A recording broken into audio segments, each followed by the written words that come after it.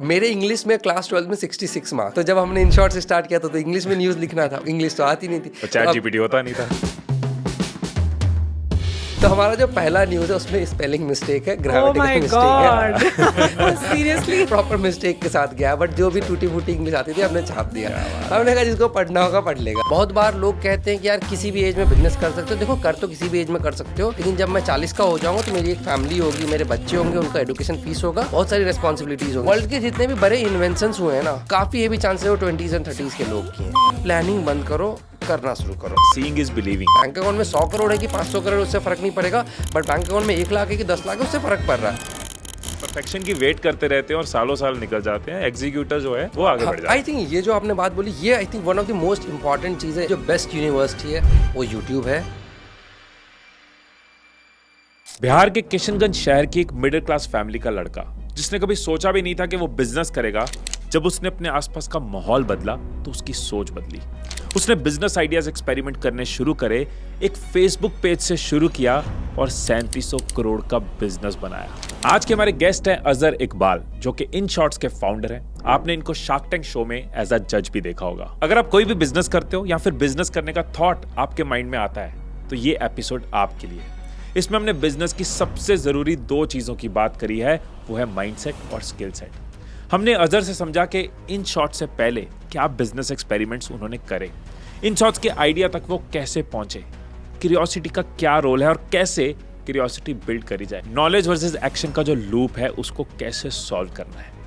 ये पॉडकास्ट आपको इंस्पायर भी करेगा और गाइड भी करेगा एक्शन लेने में, सही रास्ता ढूंढने में और सही mindset and skill set build करने में। अजहर भाई, इस पॉडकास्ट के पीछे ना हमारा एक बहुत स्पेसिफिक पर्पस है, बहुत स्पेसिफिक रीज़न है। आप अपने अर्ली 30s में हो, राइट? आपने एक बहुत यंग एज में एक बहुत बड़ा बिजनेस बिल्ड किया है और आप बिहार के एक छोटे शहर से निकलकर अपने बड़े सपने आपने पूरे किए हैं। और दूसरी तरफ हम जानते हैं कि इंडिया में इस टाइम पे एंटरप्रेन्योर्स की एक स्कोप है, वेव है, हर कोई देख रहा है इंडिया की तरफ एंटरप्रेन्योरशिप के लिए। तो बहुत से लोग ऐसे होंगे जो अपनी 20s में होंगे, 30s में होंगे और वो भी कुछ बिल्ड करना चाह रहे हैं, वो भी अपने सपने पूरा करना चाह रहे हैं। तो मेरी आपसे रिक्वेस्ट ये रहेगी कि इस पॉडकास्ट को हम एक मास्टर क्लास की तरह बनाएं कि जो भी इसको देख रहा है उसको एक ब्लूप्रिंट मिले, उसको एक रोड मैप मिले और वो भी आपकी तरह अपने ड्रीम्स पूरे कर पाए। डेफिनेटली मेरी पूरी कोशिश होगी कि मैं जितना हेल्प कर पाऊँ या जितनी अपनी चीज़ें शेयर कर पाऊँ लोगों से। Great great. अजहर भाई, जो मैं समझता हूँ कि बिजनेस बिल्ड करने के पीछे 2 चीज़ें हैं, एक है माइंडसेट और दूसरा है स्किल सेट। दोनों ही ज़रूरी हैं, बिना माइंडसेट के स्किल ही नहीं आगे बढ़ सकती। तो दोनों पार्ट्स को कवर करते हैं। पहला चैप्टर रखते हैं माइंडसेट, दूसरा रखते हैं स्किल सेट। तो माइंडसेट पे पहले आते हैं। आपको कब रियलाइज हुआ, कब लगा कि हाँ मुझे एंटरप्रेन्योरशिप करनी चाहिए? वो कीड़ा आपके अंदर कब आया? तो एंटरप्रेन्योरशिप करनी चाहिए, इसके पहले मैं अपनी थोड़ी जर्नी लाइफ की शेयर करता हूँ, तब यहाँ पे पहुँचना ज़्यादा आसान होगा। तो एंटरप्रेन्योरशिप क्या होता है या बिजनेस क्या होता है? तो मेरी फैमिली जो एक जॉब वाली फैमिली, मतलब मेरे डैड जॉब करते थे, तो बचपन से ऐसा था कि जॉब की डायरेक्शन ही समझ थी, बहुत ज़्यादा ऐसे बिजनेस का समझ नहीं था। और एंटरप्रेन्योरशिप जो शब्द है ये तो बहुत ही बाद में समझ आया। इनफैक्ट ये तो आज भी प्रोनाउंस करना बहुत टफ ही है कहेंगे तो उस पर आते हैं। तो जब छोटा था तो तब ये समझ में आया था कि अगर आप इंजीनियर बन जाते हो तो अच्छे पैसे कमा लोगे। तो पहले ये लर्निंग मिली, तो उसी लर्निंग के हिसाब से 11-12 में अच्छी पढ़ाई की और थैंकफुली अच्छे कॉलेज में पहुंच गया। तो वहाँ से इंजीनियरिंग करने लगा। जब इंजीनियरिंग करने लगे तब कॉलेज में मुझे पता चला कि बिजनेस भी आप कर सकते हो। अदरवाइज़ तो बचपन से ट्रेनिंग ऐसी थी कि बिजनेस कुछ अलग लोग करते हैं, कुछ लोग जॉब करते हैं, मतलब वो फैमिली इस पे वैसा ही लर्निंग था। तो कॉलेज जाके पता चला जॉब के अलावा बिजनेस भी कर सकते हो और बिजनेस में फिर पता चला काफ़ी पैसे बना सकते हो। तो मेरे कॉलेज की सीनियर्स थे फ्लिपकार्ट के फाउंडर सचिन एंड बिन्नी बंसल, तो उनको देखा तो मैंने कहा ये लोग बिजनेस कर रहे हैं। फिर मैंने नंबर्स पता किए तो मुझे समझ में आया, अच्छा ये करोड़ों का बिजनेस कर रहे हैं, ठीक है। तो वो नंबर काफ़ी हिट किया कि यार जॉब करके तो बहुत ही कम पैसे बनाएंगे इस चीज़ से। तो वहाँ से कहेंगे कि थोड़ा थोड़ा वो बिज़नेस का समझ में आने लगा। लेकिन बिज़नेस एग्जैक्टली कैसे बनाना है, क्या बनाना होता है, कैसा बिज़नेस बनाना है, इन सब का समझ नहीं था। पहले इतना समझ में आया तो, और उसका भी रीज़न मैं बोलता हूँ बिज़नेस करने का, मतलब जैसे बहुत लोग इस पर थोड़ा सा मेरा व्यू जो है काफ़ी लोगों से थोड़ा कॉन्ट्रास्ट भी रहता है। बिज़नेस करते वक्त बहुत सारे लोगों का व्यू होता है कि मुझे तो चीज़ें बदलनी थी या बदलाव लाना था। देखिए हो सकता हो बहुत लोगों का व्यू होता हो, मेरे सिंपल मैथ्स में काम मतलब मैं इस पे सिंपल व्यूज़ में काम करता हूँ। मुझे दिखता था बिजनेस आपको पैसा दे सकता है, सबसे फंडामेंटल चीज़ है, हम सबको पैसा चाहिए होता है ज़िंदगी में, बाकी सारी चीज़ें साइड होती है मेरे अंडरस्टैंडिंग से। ये इंपॉर्टेंट होता है ज़िंदगी जीने के लिए, चाहे जितना भी आप ज्ञान दे दो कि इससे फ़र्क नहीं पड़ता, बट मेरे अंडरस्टैंडिंग से तो फ़र्क पड़ता है। एक सर्टन लेवल तक तो डेफिनेटली फ़र्क पड़ता है। बैंक अकाउंट में 100 करोड़ है कि 500 करोड़, उससे फ़र्क नहीं पड़ेगा, बट बैंक अकाउंट में 1 लाख है कि 10 लाख है, उससे फ़र्क पड़ रहा है आपकी ज़िंदगी में, बिल्कुल पड़ रहा है। तो मुझे दिखा भाई एंटरप्रेन्योरशिप में सबसे पहले तो आपको पैसा अंधा मिलता है, दूसरा मुझे दिखा इज्जत भी पूरी मिलती है। आप बिजनेसमैन होते हो तो जनरली लोग आपको इज्जत करते हैं, आप काम वो कर पाते हो जो आपको करना है, आप अपने तरीके से काम करते हो, आपको एक क्या कह सकते हैं मतलब, तो मार्केट में वही जो चीज़ चाहिए होता है टिपिकली मुझे दिखा, अपने तरीके का काम होगा, आप एनर्जी के साथ काम कर सकते हो, आप पैसे बना रहे होगे, आप रेस्पेक्ट बना रहे होगे, तो मुझे लगा सब कुछ ही टिक चल रहा है। तो मुझे लगा ये कुछ अच्छी चीज़ चल रही है, सब फैसिनेटिंग लगा, थोड़ा फैसिनेटिंग है मतलब, अगर सोच के देखोगे तो वो दिख रहा था कि ठीक है 4 लोग आपको जानते हैं, 4 लोग आपकी इज्जत करते हैं, तो वो सब चीज़ें मुझे मेरे ख्याल से अच्छा लग रहा था, मैं बोलूँगा सिंपली बात है। सो बेसिकली ये सारी चीज़ें कॉलेज में देख के आपको लगा कि अभी तो बिजनेस ही करना है, मतलब पैसा कमाना ही अच्छा। फिर उसके बाद क्या हुआ? तो 2011 के टाइम पे जब मैं कॉलेज के सेकेंड ईयर में था, उस 10 के एंड में मोटा मोटा लेंगे 10-11 के स्टार्ट में, तब मेरा था कि बिजनेस करना है। किस चीज़ का बिजनेस करना है, बिजनेस कैसे करना है, इन सब का कोई जानकारी नहीं था। सिर्फ एक ही चीज़ पता था कि मेरे कॉलेज के सीनियर ने किया है, तो अब वो डेटा पॉइंट से मैंने इतना जज किया, अगर किसी सीनियर ने किया है तो मैं भी इसी कॉलेज में बैठा हूँ, तो फिर हमारे में कोई डिफरेंस रहा नहीं, तो बाकी चीज़ें उसने फिगर आउट की होगी तो मैं भी कर लूँगा। तो वो एक मोटिवेशन था, मतलब कि भाई कि किसी और ने कर रखा है, अब कैसे करा वो तो पढ़ लेंगे, बट किसी और ने कर रखा है इसका मतलब एक केस स्टडी है मतलब। अदरवाइज ना उसके पहले जब मैं छोटा था तो मेरी लर्निंग यही थी कि बिजनेस खानदान के ही लोग करते हैं, पैसे वाले ही लोग करते हैं। जैसे मैं एक एवरेज मिडिल क्लास फैमिली से बिलोंग करता हूँ, तो अर्ली डेज़ में वो भी एक एंगल था कि पैसे चाहिए होते हैं बिजनेस करने के लिए फंडामेंटली भाई, तो वो लर्निंग थी कि यार पैसे वाले लोग ही बिजनेस करते हैं, हमारे लिए नहीं है, मतलब हमें जॉब करना है। तो बट वो एक सीनियर को करता हुआ दिखा, तो वो सारी चीज़ें मतलब कहेंगे टूटी। बट इसके अलावा अभी तक कोई आइडिया नहीं था कि बिजनेस करना कैसे है, बिल्कुल नहीं। क्या तो कोई इंडस्ट्री बदलने का शौक नहीं था। अब तो और ज़्यादा मज़ा आएगा क्योंकि आपको कुछ नहीं पता था और आपने ये सब बिल्ड किया है, तो वो कैसे किया है, ये जो स्टेप बाय स्टेप अब आप बताने वाले हो ना, this is going to be fun. और एक बड़ी इंपॉर्टेंट चीज़ है, कहते हैं कि सीइंग इज बिलीविंग। तो ये आपकी जर्नी से पता चलता है कि आपने अपना एनवायरनमेंट जब बदला, अपने शहर से निकल के जब किसी और शहर में गए, कॉलेज में गए, अपने सीनियर्स को देखा, तो जब हमने देखा कि यार ये पॉसिबल है, तो वो बिलीफ अंदर के चेंज होने शुरू हुए। वरना बिलीफ था भाई घर में पैसा होगा तो ही बिजनेस होता है, बट आपने किसी को देखा, राइट। तो एज गुंजन सेड, उसके बाद वो सबसे मुश्किल चीज़ तो पहला कदम होती है। सोचने तक तो फिर कई लोग कर लेते हैं कि मुझे भी बिजनेस करना है, लेकिन वो पहला कदम क्या था? नहीं, तो जब मुझे ये लगा 2011 में मुझे बिजनेस करना है, तो फिर उसके बाद मैं अपने आइडियाज़ लाता गया और टेस्ट करता क्या, मतलब इनफैक्ट 2013 में हमने इनशॉर्ट्स स्टार्ट किया। उसके पहले 2 साल में मेरे को लगता है मैं हर महीने एक नया बिजनेस आइडिया लेके आता था, ठीक है। मुझे लगता था अच्छा ये प्रॉब्लम है दुनिया में, ये सॉल्व करो, ये प्रॉब्लम है, ये सॉल्व करो। और इस चीज़ में मेरा एक मतलब मेरा पर्सनली एक चीज़ रहा है मेरे लाइफ में, जो मुझे लगता है मेरे लिए काफ़ी हेल्पफुल रहा है बिजनेस बनाने के लिए। और मुझे लगता है कि यही चीज़ एक एंटरप्रेन्योर के लिए one of the most important चीज़ है, वो है आपका क्यूरियस नेचर। तो मेरा इतना क्यूरियस नेचर है कि मैं कहीं पे भी बैठता हूँ, मेरे पास 50 सवाल होते हैं, भले ही वो फील्ड मेरे मतलब मैं उस फील्ड का हूँ या नहीं हूँ, मेरे को हर चीज़ के रिगार्डिंग सवाल होती है। मतलब मैं हर चीज़ में पूछता रहता हूँ कि ये ऐसा क्यों है, ये ऐसा क्यों नहीं है, ये ऐसे क्यों हो रहा है। जैसे अभी आप हमसे यूट्यूब के बारे में पूछ रहे थे। इनफैक्ट वही, जब मैं अभी आपसे मिला था, इतने क्वेश्चन शायद आपके किसी ही गेस्ट ने करा होगा। मतलब मैं आपसे तुरंत समझने लगा अच्छा यूट्यूब कैसे चल रहा है, आपके फील्ड में और कितने लोग हैं, आपका ऑडियंस क्या है। मैं बहुत क्यूरियस हूँ, तो मुझे हर चीज़ में किसी भी जगह बैठूंगा तो मैं उसका चीज़ समझने लगता हूँ कि जो भी चीज़ कर रहा हो, वो चाहे यूट्यूब चला रहा हो, चाहे वो मत कंस्ट्रक्शन में हो या कुछ और काम कर रहा हो, सिंगिंग के वर्ल्ड में हो, किसी भी वर्ल्ड में हो, तो मैं बहुत क्यूरियस इन नेचर हूँ। तो मैं बहुत सारे सवाल करता हूँ। सवाल करने के बाद मुझे जहाँ दिखता है कि अच्छा इसका जवाब नहीं मिला, तो यहाँ पे फिर कुछ हो सकता है। तो जब तक मेरे सवाल के जवाब मिलते रहते हैं, मैं सीखता रहता हूँ। जहाँ मुझे दिखा अच्छा ये नहीं हो सकता है, तो फिर वहाँ बिजनेस बना सकते हो। That's how basically business works, कि आप बहुत सारे क्वेश्चन करोगे और कुछ सवाल के आपके जवाब नहीं होंगे, बेसिकली वो किसी ने नहीं करा होगा। तो दैट्स हाउ मतलब चीज़ें स्टार्ट होंगी। सो सर इसका मतलब ये है कि जो क्यूरियस नहीं है वो बिजनेस नहीं कर सकता। मतलब थोड़ा तो कहेंगे कि आपको अगर आप क्यूरियस माइंड के नहीं है तो प्रॉब्ली शायद आपके लिए बिजनेस उतना स्ट्रांग फिट नहीं है। मतलब आप चीज़ों को नहीं समझना चाहते तो आप थोड़ा सा, मतलब मैं बोलूँगा आप अगर आप बिजनेस की बात करते हैं तो आप कुछ नया खोजने की बात करें तो आपको क्यूरियस होना पड़ेगा, क्वेश्चन करना पड़ेगा चीज़ों को, शायद मैं बोलूँ। वो क्यूरियोसिटी बिल्ड करनी होगी हर चीज़ को इस पहलू से देखने की कि ये क्यों हो रहा है, क्या हो रहा है, इसके पीछे का क्या है, तभी आपको आइडियाज़ आने शुरू होंगे। तभी आपको आइडियाज आने शुरू होंगे। मतलब तो इनफैक्ट मैं चाहूँगा ये इन जनरल ये हैबिट ना, in fact not only in business, ये हैबिट मेरा बिजनेस तो मैंने बाद में करना शुरू किया था, ये हैबिट मेरा पहले से ही था।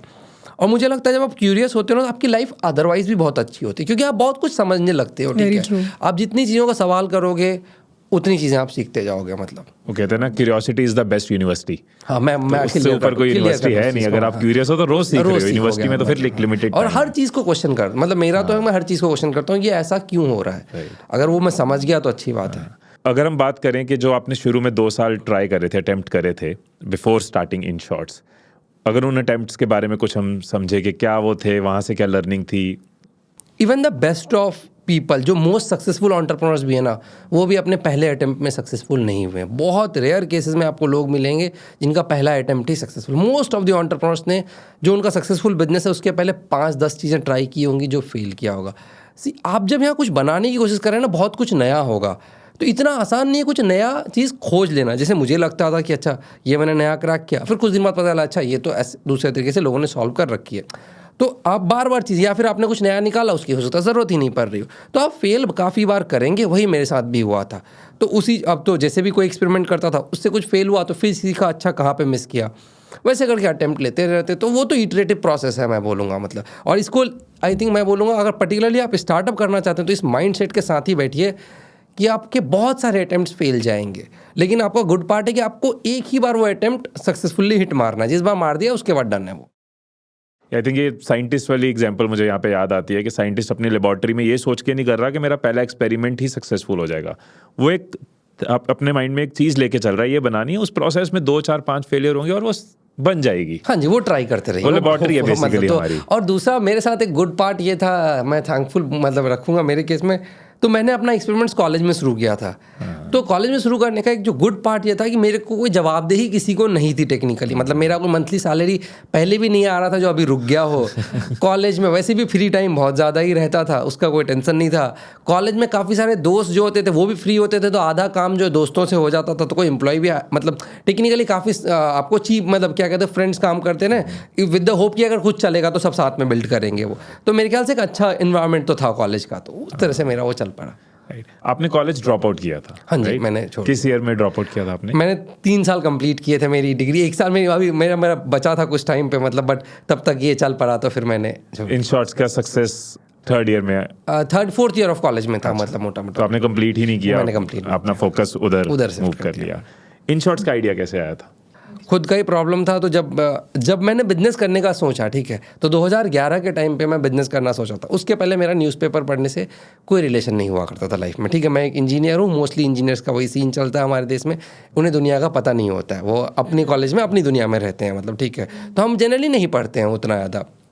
तो आप पर्टिकुलरली, चलो कुछ लोग हो सकता है पढ़ते हुए, पर्टिकुलरली मैं तो नहीं पढ़ता था। मैं अपनी कहानी तो डेफिनेटली बता सकता हूँ, मैं न्यूज़पेपर्स नहीं पढ़ा करता था। 2011 में जब बिजनेस करने का सोचा, तो बिजनेस करने के लिए सबसे इंपॉर्टेंट है कि you are up to date कि दुनिया में हो क्या रहा है, तभी आप बिजनेस बनाओगे। अगर आप दुनिया से ही लिंक नहीं हो तो आप बिजनेस नहीं बना पाओगे। लेकिन जैसे आप प्रॉब्ली एक सक्सेसफुल इंजीनियर बन सकते हो विदाउट बीइंग अवेयर ऑफ कि दुनिया में क्या चल रहा है, क्योंकि आपको कोड करना आना चाहिए, वो आपने सीख रखा है, जो उसके पहले मैं कोड करना सीख रहा था।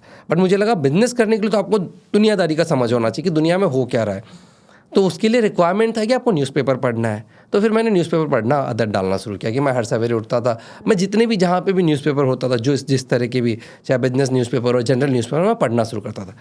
तो जब ये पढ़ने का था, लेकिन पढ़ने का हैबिट उतना था नहीं, तो ये उतना पढ़ पाता नहीं था मैं। ठीक है, तो मेरे को लगता था यार इतने लंबे लंबे आर्टिकल लिखते तो मैं कितना पढूं, तो वहाँ पे वो थोड़ा सा मिस होता था। तो वो इशू दिखने लगा। तो 1-1.5 साल तक तो मैंने उस इशू को ही रखा। 1-1.5 साल के बाद मुझे लगा यार कि ये इशू सॉल्व क्यों नहीं कर देता हूँ, ये क्यों इतना पढ़ना है, मतलब। तो वो पर्सनल प्रॉब्लम था, तो जहाँ से स्टार्ट हुआ था। तो आपने इसको एज अ बिजनेस ही स्टार्ट किया था? हाँ, मतलब मेरा तो ब्रॉड बिलीफ है कि आप कोई भी प्रॉब्लम सॉल्व करते हो तो उसका बिजनेस किसी ना किसी तरह से बन जाएगा। कैसे बनेगा वो नहीं समझ में आता था, और कितना बड़ा बिजनेस बनेगा ये भी समझ में नहीं था। तो मुझे लगा अगर शॉर्ट में लोगों को न्यूज़ पढ़ना होगा तो कुछ ना कुछ शायद निकल जाएगा। तो उसके लिए फिर हमने क्या एक फेसबुक पेज बनाया और पेज पे न्यूज़ डालना शुरू कर दिया हमने, और वहाँ से हमें रिस्पॉन्स आया, लोगों ने पेज लाइक करना शुरू किया, तो हमें लगा शायद कुछ हो जाएगा। अच्छा, तो वहाँ से हमने ये एक फेसबुक पेज के साथ फेसबुक पेज के साथ हमारी जर्नी शुरू हुई थी। Amazing amazing. तो उसके रिस्पांस पे आपको लगा कि उसके एक response- नीड है मार्केट की जिसको हम और अच्छे तरीके से और ऐप के थ्रू या इन तरीकों हाँ, से तो solve एक महीना हमारा फेसबुक पेज जो था वो हमने जब स्टार्ट किया अपना फेसबुक पेज, तो कॉलेज में अचानक से फेसबुक पेज जो डिसेंट फेमस हो गया। तो आज से एक महीने before the page start college में कोई भी नहीं जानता था, ठीक है। अचानक से लोग जानने लगे, उस पेज को फॉलो करने लगे, तो हमें लगा यार कुछ अच्छा बनाया है शायद, क्योंकि लोग पसंद कर रहे हैं। तो जैसे भी कहते हैं ना, पीपल आपके बेस्ट टेस्ट होते हैं, मतलब वो डाल के देख लिया, लोगों को पसंद आ रहा था, तो हमने कहा यार यहाँ बिजनेस बना सकते हैं। तो फिर उसके बाद चीज़ें सीखनी शुरू की और बनाना शुरू किया। तो वो शुरू में कौन न्यूज़ को शॉर्ट करता था? खुद ही आप लोग करते शुरू थे में पहले न्यूज़ तो मैंने खुद से ही डाला था। मैं कभी कभार ये चीज़ मतलब सोचता हूँ, आयरनी है लाइफ की ये। और इनफैक्ट मेरे इंग्लिश में क्लास 12 में 66 मार्क्स थे, और वो चीज़ था, काफ़ी कम नंबर रहेंगे। इनफैक्ट बिफोर द बोर्ड्स मेरे प्रिंसिपल ने पूछा भी था कि बेटा आईआईटी तो निकाल लोगे, क्योंकि मैथ्स और साइंस तो आता है, इंग्लिश भी पढ़ लो, ऐसा ना इसमें फेल कर जाओ तो आईआईटी वाले एडमिशन नहीं देंगे। तो 66 मार्क्स थे, बहुत बेसिक इंग्लिश ही आती थी, बहुत अच्छी इंग्लिश आती नहीं थी। और आयरनी है कि वन ऑफ द बिग, मतलब क्या कहते हैं आज के डेट पे one of the big news apps अगर इंग्लिश स्पेस में लेंगे तो वो हम लोग रन कर रहे हैं। तो जब हमने इन शॉर्ट से स्टार्ट किया तो इंग्लिश में न्यूज़ लिखना था, इंग्लिश तो आती नहीं थी, चैट जीपीटी होता नहीं था। चैट जीपीटी होता नहीं था उसमें। तो हमारा जो पहला न्यूज़ है उसमें स्पेलिंग मिस्टेक है, ग्रामेटिकल मिस्टेक है, सीरियसली वो सीन है उसमें, आर्टिकल मतलब वो प्रॉपर मिस्टेक के साथ गया, बट जो भी टूटी फूटी इंग्लिश आती थी हमने छाप दिया। हमने कहा जिसको पढ़ना होगा पढ़ लेगा। बहुत बढ़िया, बहुत बढ़िया। कितना इंपॉर्टेंट चीज़ है कि लोग परफेक्शन की वेट करते रहते हैं और सालों साल निकल जाते हैं, एग्जीक्यूटर जो है वो आगे बढ़ जाता है। आई थिंक ये जो आपने बात बोली, ये I think one of the most important चीज़ है एंटरप्रेन्योर के लिए।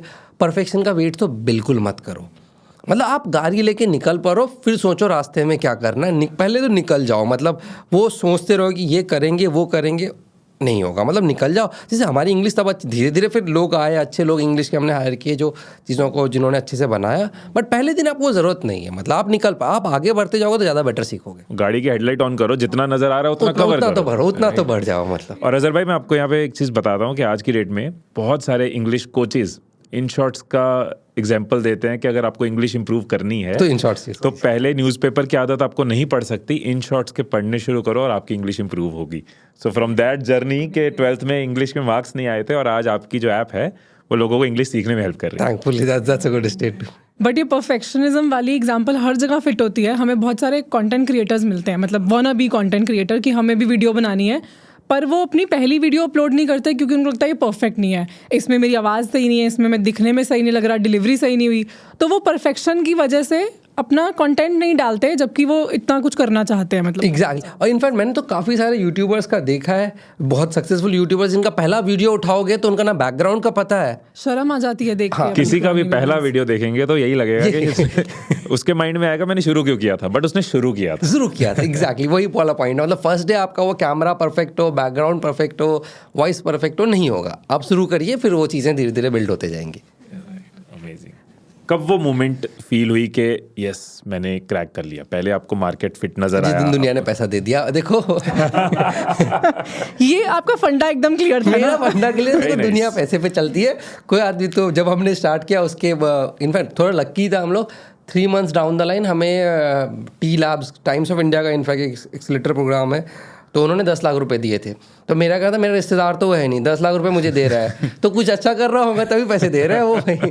तो फिर मुझे लगा कुछ तो अच्छा चल रहा है। नहीं तो अभी जब आपने ऐप बनाई थी, नई ऐप थी, तो ये कैसे था? मतलब ये सब्सक्रिप्शन बेस्ड थी या फ्री ऐप? इनिशियली तो फ्री होगी। ऐप फॉर कस्टमर फ्री है, हम पैसे तो एडवर्टीजमेंट से कमाते हैं, बट वो एडवर्टीजमेंट से हमने कमाना 2017 में शुरू किया था। हमने पहला प्रॉफिट 2018 में बुक किया था अपना, तो 5 साल आफ्टर स्टार्टिंग। पहला एडवर्टाइजर कब मिला? 2016, तो 3 साल after starting. 3 years after start, तो 3 साल तक आपने कैसे सर्वाइव उन किया? लोगों ने पैसे दिए थे ना चलाने के लिए तो वेंचर कैपिटल जो इन्वेस्टर्स हो गए थे, तो फिर ओके। टाइम्स ऑफ इंडिया आपका एक अर्ली फर्स्ट इन्वेस्टर था। आपने रीच आउट कैसे किया टाइम्स ऑफ इंडिया को? तो उनका टी लैब्स करके एक्सेलेटर प्रोग्राम होता है, उस पर हर 6 month में वो 5 से 10 स्टार्टअप में 10 लाख रुपए डालते थे। उनका फॉर्म भर के हमने सबमिट किया कि हम ऐसा बिजनेस बना रहे हैं। तो आप ढूंढ रहे, मतलब आप अग्रेसिवली ढूंढ रहे थे? हम लोगों को रीच आउट कर रहे थे कि भाई हमें चलाने के लिए पैसे चाहिए। तो हमारे बिजनेस के साथ जो एक चैलेंज है, बहुत सारे बिजनेस के साथ जो होता है, अर्ली डेज में हम पैसे नहीं बना सकते थे, वो क्लियर था मुझे। कोई एडवर्टाइज़र तभी पैसा देगा जब मेरे पास इनफ ऑडियंस होंगी, उसके पहले वो पैसा देगा ही नहीं। मेरा 0th डे से बिजनेस पैसा नहीं बनाएगा, ये ट्रुथ था कि मेरे पास जब तक ऐसे लाखों में यूज़र्स नहीं होंगे कोई पैसे नहीं देगा। तो लाखों में यूज़र्स तक के लिए तो मुझे अपना इंजन रन करना था ना, मुझे लोग चाहिए जो वो ऐप बनाए, मुझे लोग चाहिए जो वो कंटेंट लिखे, तो ये सारी चीज़ों के लिए पैसा चाहिए था। तो फिर हमने इन्वेस्टर्स को यूज़र बेस बढ़ाने के लिए आपको पैसा चाहिए था, जिसके लिए आपने इन्वेस्टर्स को रीच आउट करना शुरू किया। तो ये समझ कैसे आई कि मुझे यूज़र बेस बढ़ाना होगा तभी मेरा प्रॉफिट मेकिंग स्टार्ट होगा उससे, मतलब ये सारा, क्योंकि आपकी फैमिली में तो कोई बिजनेस से था नहीं, तो ये सारा ज्ञान आपने कैसे एक्वायर किया? तो मैं बहुत बार ना एक चीज़ देखता हूँ मेरी लाइफ में, मुझे लगता है ना कि बहुत सारा चीज़ ना बहुत बेसिक्स पे चलता है। बचपन में आपने से बताया जैसे यूज़र बेस वाला, ये तो बचपन से ही सुनता था ना, जितने ज़्यादा कस्टमर होंगे आपके उतना पैसा बनेगा। चाहे आप दुकानदारी करो गांव में जाके, किस दुकानदार का चलती दुकान है, मतलब भाई ज़्यादा लोग आते हैं तो ज़्यादा पैसा छापता है, कम लोग आते हैं तो कम। ये तो बहुत बेसिक है, ये तो मतलब ग्राउंड अप से लर्निंग है। तो मुझे लगता है मोस्टली लर्निंग जो आपकी लाइफ की होती है ना, इतनी कॉम्प्लिकेटेड होती नहीं। आप नॉर्मल लाइफ को ऑब्जर्व करेंगे तो आपको मोस्टली लर्निंग्स मिल जाएगी। एक दुकान भी उसी फिलॉसफी पे चल रहा है जिस पे हमारा बिजनेस चल रहा है। तो हमारा था कि इतना समझ में आता था कि ज़्यादा लोग इस्तेमाल करेंगे तो पैसे बनाएंगे। और ये भी ब्रॉडर लर्निंग तो थी कि जो मीडिया बिजनेसेस होते हैं वो ऐड से पैसा कमाते हैं। चाहे वो आप लोगों का भी बिजनेस होगा, वो भी मीडिया बिजनेस है तो ऐड से कमाओगे। चाहे टीवी देख लो तो ऐड से चलेंगे, चाहे न्यूज़पेपर्स देख लो तो ऐड से चलेंगे। तो हमारा था कि ऐड से कमा लेंगे। अब ऐड से कितना कमा पाएंगे, नहीं कमा पाएंगे, कितने यूज़र्स पे प्रॉफिट कमाएंगे, ये सब चीज़ों की समझ नहीं थी, वो सीखते गए। बट ये ब्रॉडली आइडिया था कि ऐड से पैसा कमाएंगे और ज़्यादा लोग होंगे तो ज़्यादा पैसा कमाएंगे, इतना। क्योंकि आपकी ऐप अच्छे चल रही थी, लोग पसंद कर रहे थे, तो आपके माइंड में ये कन्फ्यूजन्स आई कि हम सेल्फ फंडेड या बूटस्ट्रैपिंग ही करें, हम पैसा ना उठाएं, क्योंकि ये डाउट्स आते हैं। एक जो अर्ली मतलब जिनके स्टार्टअप्स बना रहे होते हैं लोग, वो ये सोचते हैं कि हमें रेज़ करना चाहिए या नहीं, इन्वेस्टर की सुननी पड़ेगी, ये होगा वो होगा, वो सब। मतलब आपको कैसे था कि मेरे को करना ही है रेज़? तो पहली बात तो इसका दो आंसर करूँगा कि ये रेस करना चाहिए कि नहीं करना चाहिए, और फिर हमारे केस में क्या सीन था। पहले हमारे केस का बताते हैं। तो हमारे केस में हमारे पास ऑप्शन था ही नहीं, we are not spoiled of choices.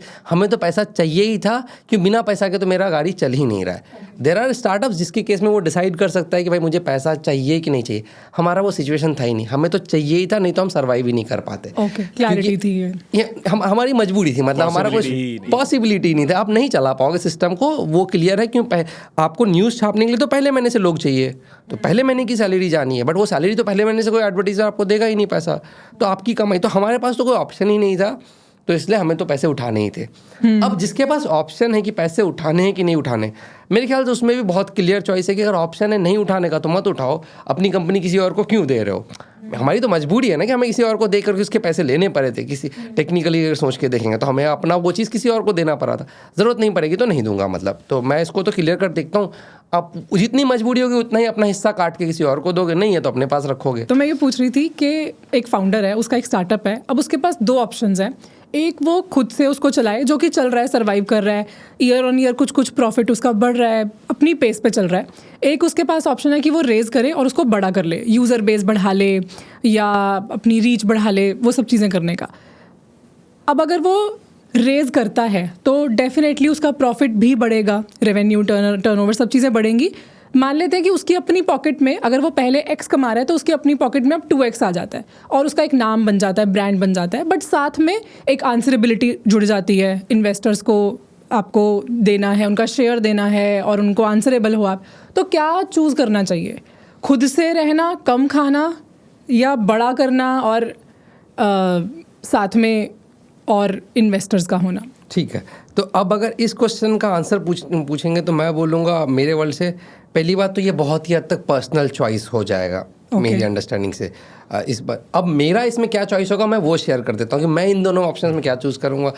तो मैं हैंड्स डाउन जो है वो बड़े वाला साइज़ चूज़ करूँगा कि उसमें आंसरेबिलिटी है। तो मुझे आंसरेबिलिटी से लाइफ में डर नहीं लगता है। मतलब अगर जो पूछ रहा होगा, इनफैक्ट अगर वो 4 चीज़ें पूछ रहा है तो काम की चीज़ें ही पूछ रहा होगा, उसके भी पैसे लगे हैं। तो हो सकता है बिजनेस के लिए बेनिफिशियल ही हो देन लॉस होने के, मतलब ठीक है। और जितनी बड़ी चीज़ें बनाएंगे, मैं जैसे मेरा ओवर टाइम हो चुका है कि मैं कितनी बड़ी चीज़ का हिस्सा हूँ, वो मुझे ज़्यादा किक देता है देन कि मैं पूरा हिस्सा अपने पास रखा हुआ हूँ। ठीक है, अगर मैं बड़ी चीज़ का भी पूरा हिस्सा रख पाऊंगा तो वो बेस्ट केस होगा। लेकिन बिटवीन अगर बड़ी चीज़ बोलोगे उसका छोटा हिस्सा और छोटी चीज़ का पूरा हिस्सा, तो मैं बड़ी चीज़ का बड़ी चीज़ का बड़ी चीज़ छोटा का सा, part क्योंकि है। वो डेफिनेटली बड़ा ही होगा। ज़्यादा बड़ा होगा तो ज़्यादा, और उसको चलाने का भी मज़ा ज़्यादा है। अगर आपका बिजनेस अगर बड़ा है, भले ही आप उसके 10% ओन करते हैं, बट आपको जो चलाने का मज़ा होगा बहुत ज़्यादा होगा, आपका जो इम्पैक्ट होगा बहुत ज़्यादा होगा, बहुत सारी चीज़ें और बहुत बेनिफिशियल होंगी। Exactly. तो मैं तो क्लियर कट वो वाला रूट चूज़ कर लूँगा। So चींटी का सर it's बनने a चींटी का सर बनने की जगह हाथी की टांग बन जाओ। मतलब मेरे ख्याल से मैं उस चीज़ को, so A it's a personal choice, B अगर आप वो वाला चूज करते हो इट्स मोर फन, चैलेंज मेरे को ज़्यादा मज़ा आएगा, मतलब वो वाला चीज़।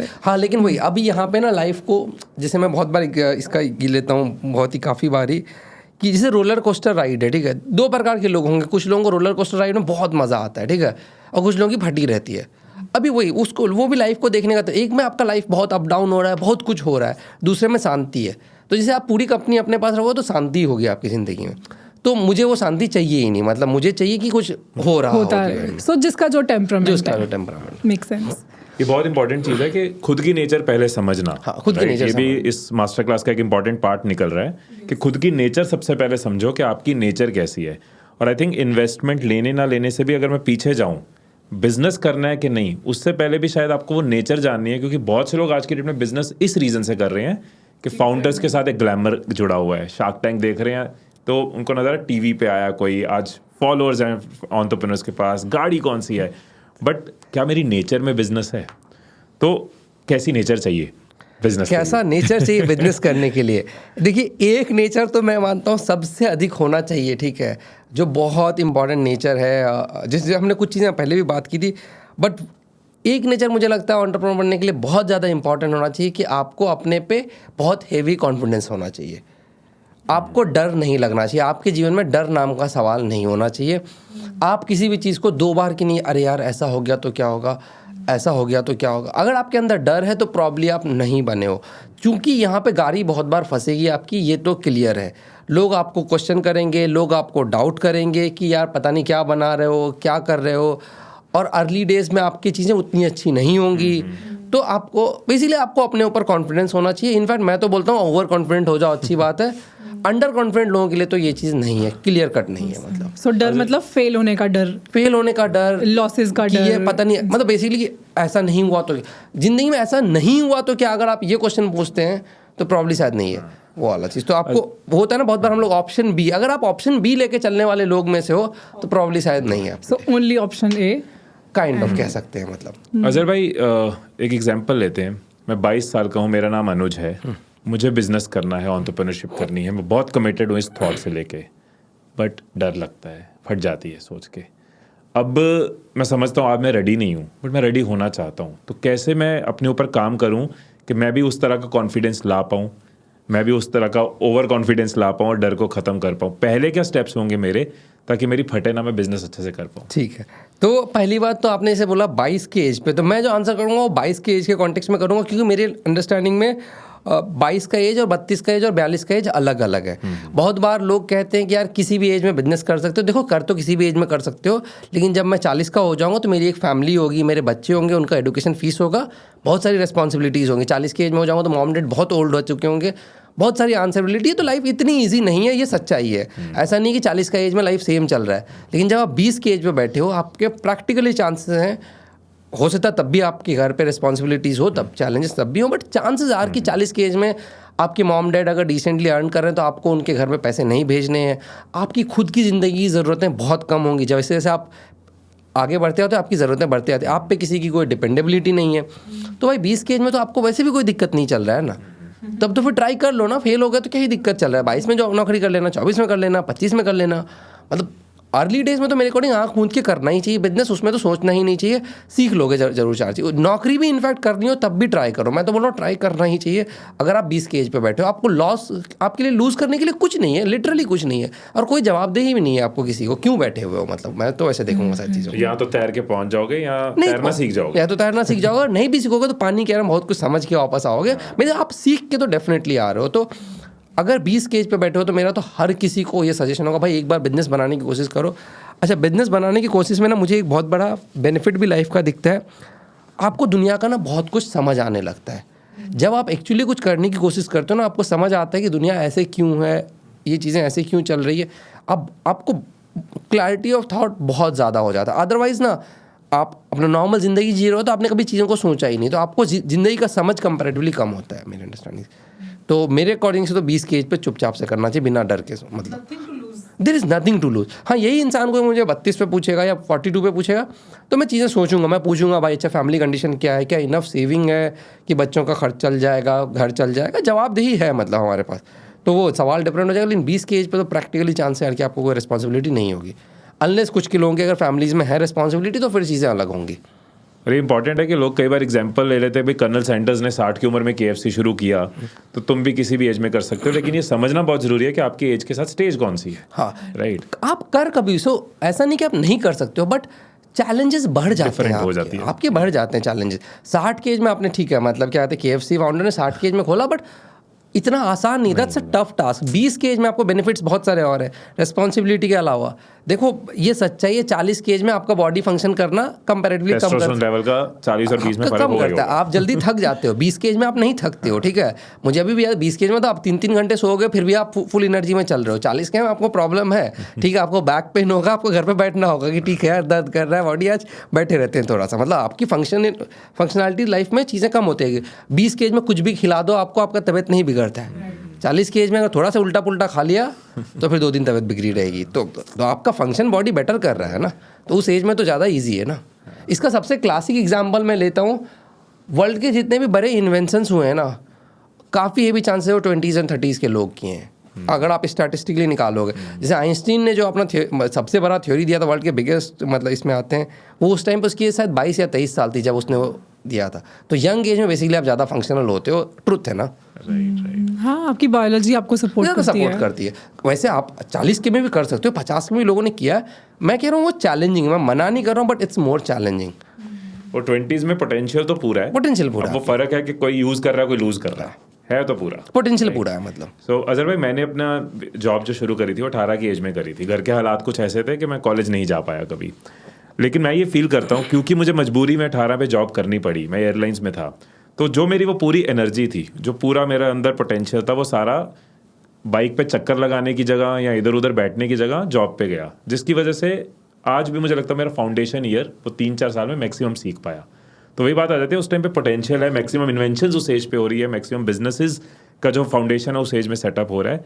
बट आयरनी ये है कि यही एज बहुत लोग लूज कर जाते हैं। वो आपका काफ़ी अच्छा एज है, मतलब मैं लाइफ का बोलूँगा अगर।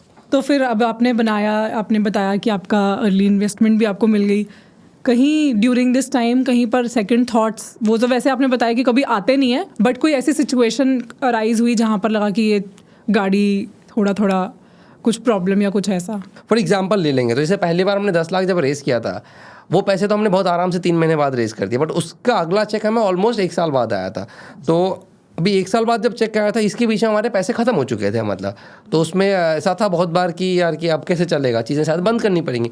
तो हमारा तो ठीक है कोई बात नहीं, 1 साल चला है, नहीं चली तो बंद करके वापस कॉलेज कंप्लीट करेंगे, फिर जो है जॉब कर लेंगे। तो वैसे चीज़ें फटी, तो उस तरह आप आगे भी जाओगे तो चीज़ें कहीं ना कहीं फटते रहेगी, ये ट्रुथ है। वो हर जगह ही होगा, मतलब मेरे ख्याल से आपके भी केस में आप भी अपने वीडियोस पब्लिश करते होंगे तो कुछ वीडियोस नहीं चलते होंगे, फिर आप सोच रहे हो यार क्यों नहीं चला, ये क्या हुआ, फिर आप रीथिंक करते होगे। तो वो मेरे ख्याल से वो हर लाइफ में चैलेंजेस आएंगे, उनको एक्सेप्ट करके सॉल्व करते चलो। सो बी प्रिपेयर्ड फॉर इट। हाँ, बी प्रिपेयर। वो चैलेंजेस प्रिपेयर्ड नहीं होगे तो फिर एकदम झटका लगेगा, समझ नहीं आएगा कैसे। तो चैलेंजेस तो होंगी, ये सोच के मत आओ कि चैलेंजेस नहीं होंगे, वो तो होंगे, वो तो स्मूथ राइड नहीं है, टर्बुलेंस भी आएगी, रोलर कोस्टर भी बन सकता है, बट ये पार्ट ऑफ लाइफ है, ये पार्ट ऑफ गेम है, वो तो सोच के चलना है। वर्स्ट डिसीजन कोई रहा हो या रॉन्ग डिसीजन रहा हो?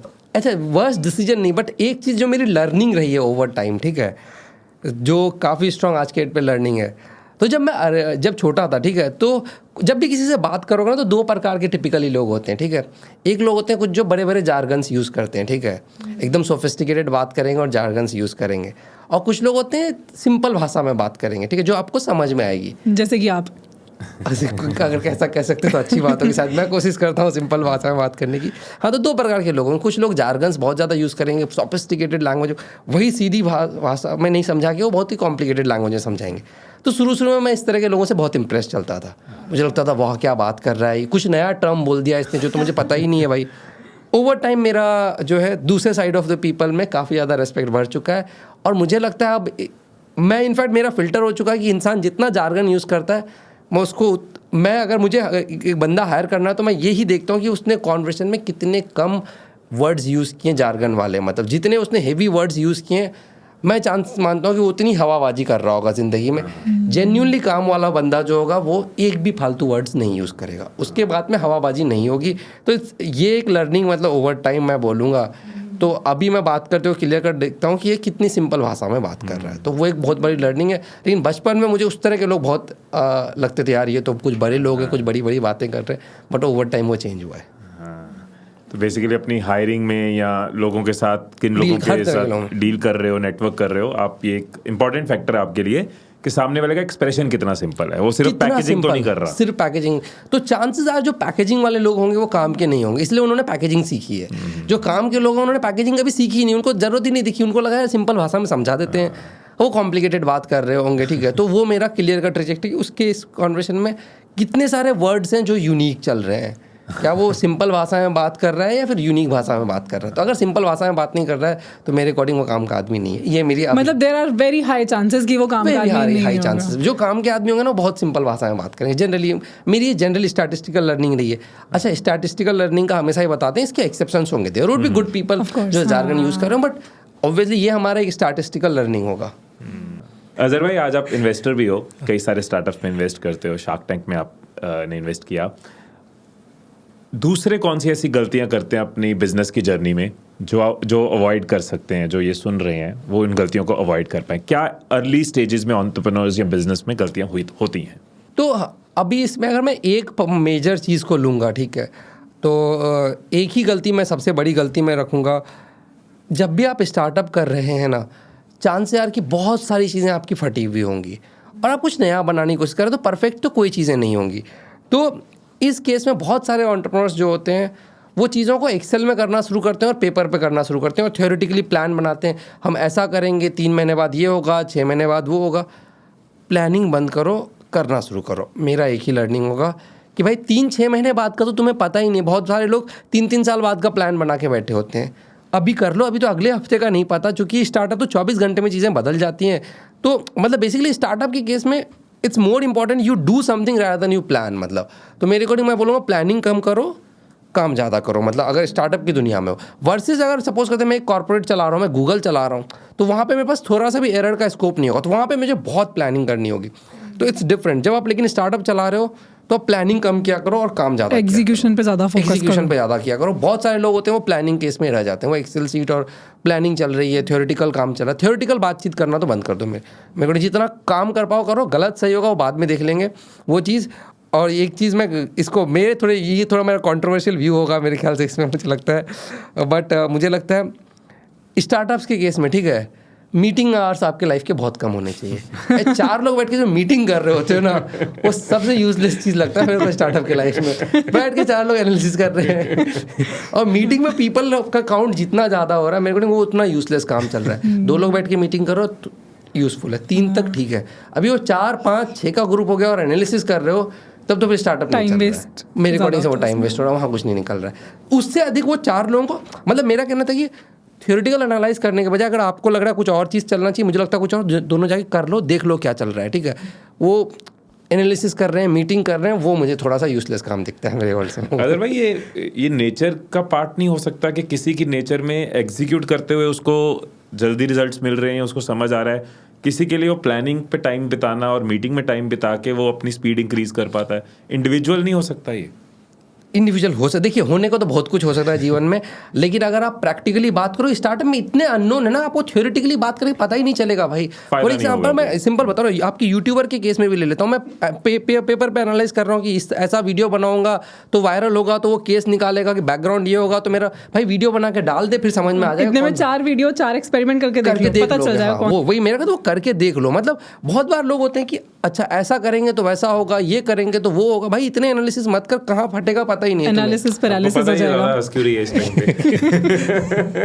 अच्छा वो माइंड, मैं थोड़ा नर्ड हूँ तो मैं बहुत ज्यादा चीजों के अंदर घुस जाता हूँ, तो इसलिए इसको मजा आ रहा है। आपने लेकिन अपना पहला वीडियो डालने से पहले कितने दिन? नहीं, तब तो सोचा नहीं सोचा। अभी तो आप मैंने फिर से थोड़ी देर पहले ही बोला, इफ यू आर रनिंग, मतलब आप बड़ा ऑर्गेनाइजेशन रन कर रहे हो, तब तो आपको सोचना जिम्मेदारी बड़ी फील होती है, रिस्क नहीं ले सकते, रिस्क नहीं ले सकते। तो मेरा जो ये व्यू है is not her stage of the company पे आप अगर बड़ी स्टेज ऑफ द, अभी तो आपके 7 मिलियन फॉलोअर्स हैं, आपके पास बहुत सारी रिस्पॉन्सिबिलिटी, अभी तो आपको फूक फूक के कदम रखना पड़ेगा। जब अर्ली डेज में थे तो मेरा अभी आपको हो जाता है एक वीडियो बनाने में आप 3 महीना 6 महीने भी लगाओगे, वर्थ इट है।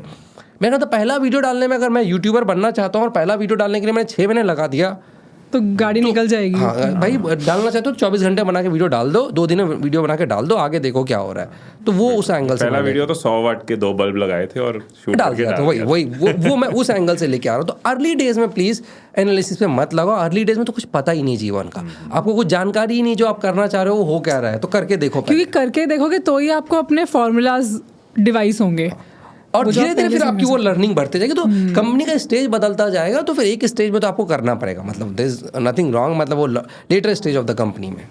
बट इनिशियली इतना दिमाग नहीं लगाना, डिस्कशंस में लगाने की जगह एग्जीक्यूशन में लगाओ, मतलब बहुत ज़्यादा इंपॉर्टेंट है। डर डर के नहीं, कर करके बढ़ो, कर करके बढ़ो। मैं तो बहुत स्ट्रांग बिलीवर हूँ उसका। और जैसे आपने थोड़ी देर पहले बोला कि दूसरे मॉडल से भी चीज़ें चल सकती, देखो बहुत सारे मॉडल से चल सकती है, इस पे मैं क्वेश्चन नहीं करता हूँ, मेरा पर्टिकुलर इस पे ऐसा व्यू रहेगा। मतलब नहीं, बट इंपॉर्टेंट है, ये बहुत इंपॉर्टेंट है कि जो इनिशियल टाइम है वो थिंकिंग की जगह एग्जीक्यूशन में जरूर जाए। बहुत strongly अर्ली जाना स्टेज में आप पॉइंट ही नहीं है कि आप थ्योरी पे ही स्टिक, थ्योरी पे नहीं चलेगा, थ्योरी पता ही नहीं किसी को क्या हो रहा है। इससे ना मतलब मैं इसका एक बायोलॉजिकल एंगल भी बताती हूँ। जब हम बहुत ज़्यादा प्लानिंग करते हैं, सोच लेते हैं, तो ना हमारा डोपामिन ना उसी में रिलीज होने लग जाता है। मतलब हमें अंदर से खुशी मिलने शुरू हो जाती है कि ओहो वाह हमारा ये हो जाएगा, वो हो जाएगा। तो सारा तो हमने खुशी वहीं पे निकाल दी अपनी, करने के टाइम पर आए तो फुस हो जाते हैं। तो मतलब आई थिंक ये भी एक एंगल होता है कि सारे अपने अपने हार्मोन्स तो वहीं निकाल दिए ना। देखो पेपर में बैठ के एनालाइज करना सबको अच्छा लग रहा है, हाथ गंदे करना किसी को अच्छा नहीं लग रहा है, यहीं पे बैठ के एनालिसिस कर रहे हैं, ऐसा हो जाएगा। मेरे को नहीं, हाथ गंदे करो और जाके काम करो। बचपन में सुनते थे ना, शेख चिल्ली के ख्याली पुलाव, कुछ ऐसा ही होता था। नाइस। आपकी सबसे बड़ी इंस्पिरेशन कौन है या कौन रहे हैं? तो ऐसे सबसे बड़े इंस्पिरेशन में कोई एक पर्टिकुलर पर्सन का सच नहीं बोल पाऊंगा कि ये बहुत बड़े इंस्पिरेशन है। मल्टीपल लोग हैं जिनको देख के चीज़ें सीखते हैं, मतलब।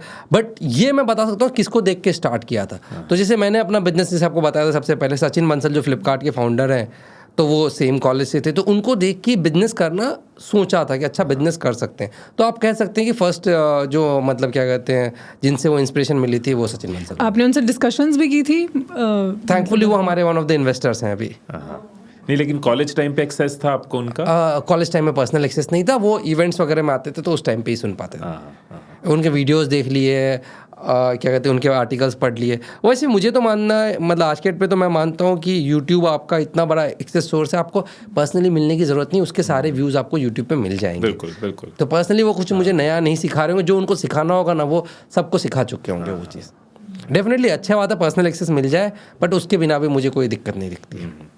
ये बहुत बड़ा इंपॉर्टेंट पॉइंट है जो हमने बड़ा इजीली डिस्कस कर लिया कैजुअली। बिकॉज बहुत सारे लोग इसलिए रह जाते हैं या बैठे रहते हैं कि हमें एडवाइस देने वाला कोई नहीं है, हमें सिखाने वाला समझाने वाला कोई नहीं है। मेरा सारी चीज़ें तो है ना यूट्यूब के ऊपर। आज के तो मैं मानता हूँ वर्ल्ड की जो बेस्ट यूनिवर्सिटी है वो यूट्यूब है। वहाँ बैठ के आप कुछ भी सीख सकते हो। और थैंकफुल्ली हम इस जनरेशन में बैठे हैं जहाँ हमें जो मर्जी आना है हम सीख सकते हैं। यूट्यूब पर सिखाने वाले लोग बैठे हुए हैं, तो आज के डेट पे तो हम बेस्ट जगह बैठे हैं। तो इस चीज़ की तो कोई कमी ही नहीं रहेगी कि हम सीख सकते हैं। इनफैक्ट ये one of the biggest opportunity है हमारे जनरेशन के लिए, जो शायद आज से 25 साल या 50 साल पहले नहीं था। 25 साल 50 साल पहले सिर्फ कुछ ही लोग थे जिनको बड़े लाइब्रेरीज़ का एक्सेस था, सिर्फ कुछ ही लोग थे जो बड़े कॉलेजेस जा सकते थे। भाई आज के डेट पे आप किसी भी जगह बैठे हो, वर्ल्ड का जो बेस्ट पर्सन है उसके वीडियोस देख सकते हो, आप वहीं से सीख सकते हो। तो ये तो हमारे जनरेशन का सबसे बड़ा बेनिफिट है। अब कितने लोग 1-to-1 इन शॉर्ट के फाउंडर के साथ बैठ के ये सब बातें कर सकते हैं। जरूरत भी नहीं है, मैं आज सीख पा रहे हैं ना सब कुछ। हाँ, आपको जरूरत, मैं कह रहा हूँ उसकी जरूरत नहीं है। आप उससे 1-to-1 मतलब उनके वीडियोस देख के आप 80% तो सीख जाओगे। मतलब आई थिंक ये बहाने अब किसी की जुबान पे नहीं होने चाहिए जो आज से 30 साल पहले रेलेवेंट हो सकते थे कि मेरे पास बैकिंग नहीं है, मेरे आसपास ऐसा एनवायरनमेंट नहीं है, मेरे पास नॉलेज नहीं है, मेरे पास वो कॉलेज नहीं है। आज की डेट में आप एनवायरनमेंट जहाँ बैठे हो वहाँ चेंज कर सकते हो अगर आपने नॉलेज चेंज कर दी। जिस मेंटोर से सीखना है उसका आप वीडियो देख सकते हो, पॉडकास्ट देख सकते हो। जो क्वेश्चन आपका हाउ टू लगाओ, यूट्यूब पे एक ऑप्शन नहीं, आपको चूज करना है कि कौन सी ऑप्शन से सीखना है। आपके लिए ऑप्शन ज़्यादा है। बिल्कुल, मैं कंप्लीटली ही इस चीज़ पे एग्री करूँगा कि आज के डेट पे लर्निंग तो आपका जो लर्निंग चाहिए आपको सारा इंटरनेट पे मिल जाएगा। टेक्निकली इंटरनेट ने बहाने खत्म कर दिए, तो अब आपको सीखना है तो आप सीख लो। मतलब आगे क्या फ्यूचर प्रोजेक्ट्स, क्या गोल्स हैं? ऐसे गोल्स कहेंगे तो अभी जैसे इसको भी मैं 2 पार्ट्स में तोड़ता हूँ। पहली बात तो पहले सबसे पहला चीज़ आज के डेट में मुझे किसी चीज़ की, इसको कहते हैं लालसा, या कहेंगे यार ये मिल जाता तो ज़िंदगी अच्छी होती। मैं बहुत थैंकफुल हूँ गॉड से, जितना चीज़ मिल चुका है मोर देन इनफ मिल चुका है। जितना पैसा सोचा था उससे ज़्यादा मिल चुका है, जितना फेम सोचा था उससे ज़्यादा मिल चुका है, जो हेल्थ सोचा था उससे बेटर थैंकफुली चल रहा हूँ ऐसा। तो मैं अपनी ज़िंदगी किसी भी चीज़ से, मुझे किसी और चीज़ की कोई लालसा नहीं है। सब चीज़ मेरे अकॉर्डिंग जो चीज़ चाहिए था वो ऊपर वाले ने उसका ज़्यादा ही दे रखा है। तो एक सवाल ये हो गया। मैं इंटरप्ट करके एक पर्सनल सवाल यहाँ पे पूछना चाहूँगा। 2-3 बार मन में आ चुका था, अब कंट्रोल नहीं हो रहा। जी प्लीज़ बताइए। जोर से आ गया वो। बहुत बार जब ये स्टेज आती है लोगों की लाइफ में तो उनके अगले गोल्स, अगले लालच आ जाते हैं और वो सेटिस्फेक्शन नहीं होती, खुशी नहीं होती। आपके चेहरे पे थ्रू आउट मैं वो पीस, वो सेटिस्फेक्शन रीड कर पा रहा हूँ। ऑप्टिमिज्म की बात आपने सिर्फ बोली नहीं है, आपकी पूरी जर्नी में नज़र आती है कि आप ऑप्टिमिस्टिक रहे हो। ये चीज़ों के पीछे कभी ना कभी कोई बचपन की ऐसी चीज़ या पेरेंट्स की कोई ऐसे वैल्यूज़ या सराउंडिंग, कुछ ऐसा ज़रूर होता है कि हम उस नेचर पे पहुँचते हैं। ये सेटिस्फाई होना, ये ग्रैटिट्यूड फील करना, थैंकफुल होना कि जो मिला बहुत अच्छा। क्या बचपन की कोई ऐसी चीज़ें, एक्सपीरियंसेस या पेरेंट्स का इसमें रोल है? कोई वैल्यू सिस्टम ऐसा डेवलप हुआ? तो एक लर्निंग मेरी मम्मी का जो इस केस में, वो मैं one of the best learnings मैं अपने लाइफ का लेता हूँ। तो मेरा गांव में जो घर है, तो मैं उसका कॉन्टेक्स्ट आपको देता हूँ। तो मेरा जो गांव का घर है, मेरे घर के सामने जो घर है वो हमसे काफ़ी बड़ा है। जो घर जस्ट एकदम हमारी बालकनी हो तो रोड के उस पार उनका घर है, हमसे काफ़ी बड़ा है। और वो हमसे काफ़ी पैसे वाले लोग हैं, तो उनका घर दिखता है अलग से, लंबा चौड़ा, काफ़ी सारी गाड़ियाँ रहती है। तो मम्मी हमेशा कहा करती थी, जब हम बालकनी में रहते तो मम्मी कहा करती थी, हमारे पास ज़िंदगी को देखने का 2 नज़रिया है। या तो हम इस सामने वाले घर को देखें और हमेशा सोचते रहें कि काश हमारे पास भी इतना बड़ा घर होता, काश हमारे पास भी इतनी बड़ी गाड़ियाँ होती, ऐसी लाइफ स्टाइल होती। ये एक तरीका है देखने का। दूसरा देखोगे, हमारे घर के जो बगल वाले घर थे वो हमसे छोटे थे, तो उस जगह पे हमसे कुछ छोटे घर भी थे, हमसे कुछ बड़े घर भी थे। तो मम्मी का हमेशा से कहना था कि तुम इनको देख के ज़िंदगी में इस बात का थैंकफुल हो सकते हो अल्लाह ताला के लिए कि भाई आपको ऊपर वाले ने अच्छा दिया है, आपसे कम है किसी के पास। कोई इंसान ऐसा है जो आपसे कम हेल्दी चल रहा है, किसी पैसे कम चल रहे हैं। और थैंकफुली से मैं मिडिल क्लास से बिलोंग करता हूँ, तो मैं मानता हूँ इनफ मेरे पास तब भी था। मतलब इंडिया में अगर आप देखेंगे तो बहुत लोगों के पास तो खाने के भी पैसे नहीं है, घर नहीं है। मेरे पास तो तब भी घर था, ठीक है, मेरा घर उतना बड़ा नहीं था। तो ये लर्निंग बहुत बचपन में ही मम्मी ने बहुत स्ट्रांगली इनग्रेन कर दिया था। तो मैं अभी तो थैंकफुली काफ़ी अच्छे वेल ऑफ कंडीशन में रहूँगा, बट मैं उस केस में भी शायद खुश ही चल रहा था ज़िंदगी में। मुझे लग रहा था काफ़ी चीज़ें अच्छी मिली है। तो वो जो नज़रिया देखने का, ये मेरे अंदर जेन्युइनली इनग्रेन्ड है कि आप किसी भी मोमेंट पे अपने से ऊपर लोगों को देख सकते हो, अपने से नीचे देख सकते हो, इंस्पायर भी हो सकते हो और डिप्रेस भी हो सकते हो। वो तो मुझे लगता था यार कि जैसे थैंकफुली, और इनफैक्ट मैं मानता हूँ आज के डेट पे अगर आप जेन्युइनली, आपके पास एक बेसिक सा घर है, बेसिक सा जॉब है, आप हेल्दी हो, आप बहुत लक्की चल रहे हो। देयर आर पीपल जिनको आज के डेट पे हेल्थ का इश्यूज़ है, देयर आर पीपल जिनको खाने को नहीं मिल रहा है, गरीबी है हमारे देश में। तो आप मतलब अब किस बात का आप दुख, मतलब मैं तो पर्टिकुलरली मानता हूँ, मतलब क्या कहते हैं, जो भी हम एवरेज मिडिल क्लास लोगों की बात करते हैं, अगर इनमें से कुछ लोग दुखी हैं तो मुझे बहुत बार लगता है बहुत वैलिड रीजंस नहीं है आपके पास दुखी होने के मतलब। और अजहर भाई, ये बहुत ही इंपॉर्टेंट क्वालिटी है आपकी, क्योंकि जब बंदा थैंकफुल होता है, शुक्राना उसकी नेचर का पार्ट होता है, जो आपकी अम्मी ने आपके अंदर इंग्रेन किया, तो तभी उसकी माइंड भी क्रिएटिव हो पाता है। दुखी मन से कोई क्रिएटिव थॉट नहीं आ सकते, सुखी नहीं हो सकते आप दुखी मन से। बहुत ज़्यादा वहीं से उसको ऑप्टिमिज्म आता है, वहीं से वो चीज़ों का नजरिया बदलता है और लाइफ में ग्रोथ होती है। बट जहाँ माइंड ही कंप्लेनिंग हो जाएगा, तो कंप्लेनिंग माइंडसेट से हो ही नहीं सकता कि आप कुछ कंस्ट्रक्टिव सोच लो। बिल्कुल, हाँ, कंप्लेन मैं एग्री करूंगा उस चीज़ पे साथ कि वो पॉजिटिव एटीट्यूड, आप थैंकफुल होते हो तो आप कंफर्टेबल ब्रेन के साथ वर्क करते हैं, आपका ब्रेन ज़्यादा शायद मेरे ख्याल से। अगर हर रोज़ हम लड़ रहे हैं तो कहाँ से हम कुछ बिजनेस में अच्छा कर पाएंगे, लेकिन आपस में खुश हैं तो ऑफिस भी जाएंगे तो कुछ अच्छा निकाल पाएंगे। ठीक, एग्री करूंगा उस चीज़। इन्वेस्ट करने वक्त, जैसे आपने शार्क टैंक में भी कई वेंचर्स में इन्वेस्ट किया, तो आप क्या चीज़ें देखते हो किसी बिजनेस में इन्वेस्ट करने से पहले? क्या कुछ कोर फंडामेंटल्स जो लोगों को हेल्प कर पाए कि ये एक इन्वेस्टर के नज़रिए से चीज़ें देखी जाती हैं? ठीक है, इन्वेस्टर के नज़रिए से देखी जाती है तो अगर उस पर बात करोगे तो जैसे मैंने आपको बताया कि मैं चूँकि बहुत ज़्यादा ट्रस्ट करता हूँ, तो मैं भी कभी किसी फाउंडर से वो कैसे वर्क करता है, कैसे टीम चलाता है, या मैं ये ज्ञान नहीं देता हूँ कि तुम्हारी टीम में इस तरह के लोगों की कमी है, इसको हायर करो, ये ऐसे करो, मैं वो सारा ट्रस्ट करता हूँ। तो मैं सिर्फ जो जजमेंट पे जज करता हूँ वो सिंपल सा ही है, उसका मार्कशीट देख लो, बेसिकली उसका रिजल्ट देख लो, वो काम का है, तो बाकी सारी चीज़ों ने उसने फिगर आउट कर रखी होगी। तो काम के मार्कशीट में बेसिकली मैं इसका देख लेता हूँ उसके कस्टमर्स हैं या नहीं है। अगर उसके कस्टमर्स आ गए हैं तो उसके बाद मैं ये फिलॉसफी नहीं लगाऊंगा कि भाई तुम्हारा ब्रांडिंग सही नहीं है, तुम्हारा पोजीशनिंग सही नहीं है, तुम्हारा पैकेजिंग सही नहीं है, तुम्हारी टीम में लोग सही नहीं, ये सब चीज़ें मैं नहीं एनालाइज करता। मैं सिर्फ एनालाइज करता हूँ कि उसका मार्कशीट सही है कि नहीं। अगर वो है तो मैं पैसे अगर नंबर सही है तो फिर बाकी सब सही है, बाकी सब सही हो रहा है। वहाँ पर भी ट्रस्ट ही करते हो फिर? वहाँ पे मैं ट्रस्ट करता हूँ, बाकी सब चीज़ें उसने कर रखी। माइक्रो लेवल पे इंटरफेरेंस नहीं है, आप ब्रॉडली मैं देखता हूँ वो नंबर्स लेके बैठा है तो बैठा है, फिर मतलब ऐसा वाला सीन। तो मैं बेसिकली उसमें वहाँ पर क्लियर कट नंबर्स पे जज करता हूँ कि भाई आपके पास कस्टमर्स हैं कि नहीं, ये बता दो। बाकी चीज़ क्या कर रहे हो मेरे को ना समझ जाए, उतना मैं समझ भी नहीं पाऊंगा मतलब। और जिनको आप रिजेक्ट करते हो उसका भी यही रीजन होता है कि नंबर्स नहीं है, तो नंबर्स नहीं, कुछ भी सही नहीं है। उसके बाद मैं समझ ही नहीं पाऊंगा ना, मतलब मेरा कहना मैं इतना डिटेल अंदर का समझ नहीं पाऊंगा। नंबर्स नहीं है इसका मतलब कुछ ना कुछ गड़बड़ कर रहे होगे, उसको फिक्स करके आ जाओ तो नंबर्स आ जाएंगे। यार आई लव दिस क्लैरिटी। मतलब वो स्टार्टिंग से ना नंबर्स की क्लैरिटी है, अपना बिजनेस स्टार्ट करने से लेकर औरों के बिजनेस में इन्वेस्ट करने तक। कोर बन गया ना वो, जिंदगी के कोर जो होते हैं right. वो जब क्लियर होते हैं तो वो रिफ्लेक्ट होंगे आपके हर एरिया में, राइट।